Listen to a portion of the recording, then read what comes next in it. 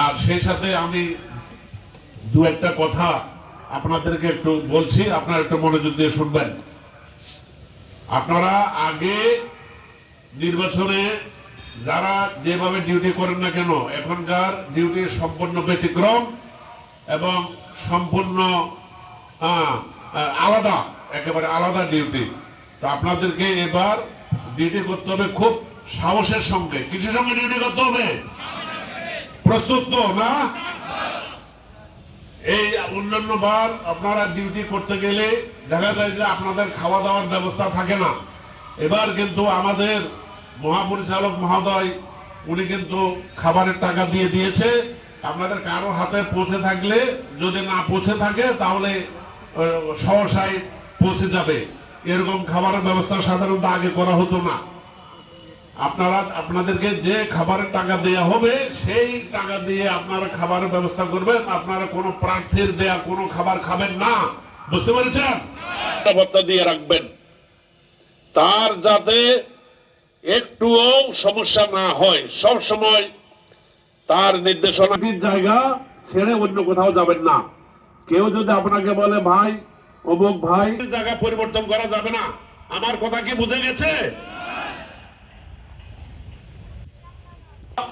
অ্যাপসের মাধ্যমে আমার এই কথাটা কি বোঝা গেছে? আমি কিসের কথা বলছি?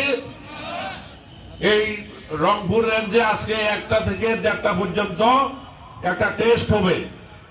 এই টেস্টে যদি কোনো, এটাকে কি বলবো আমি, একটা মক টেস্ট, একটা প্রস্তুতি, যে কোথাও কোনো সমস্যা হলে সেটা আমরা কিভাবে উপরে জানাবো তার একটা প্র্যাকটিক্যাল টেস্ট হবে 1টা থেকে 1:30 বা 1:30 থেকে 2টার মধ্যে।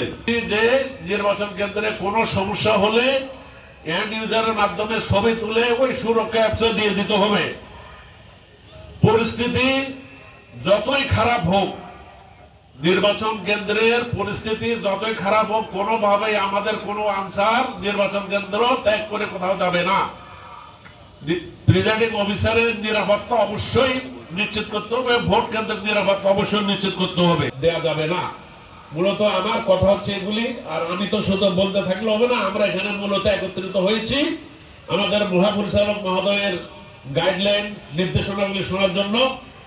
তো আমি আবারও সবার দৃষ্টি আকর্ষণ করছি, সকল সাংগঠনিক কাঠামো অনুযায়ী রাজ্যের উপজেলা ইউনিয়ন ভিত্তিক যে আমাদের যে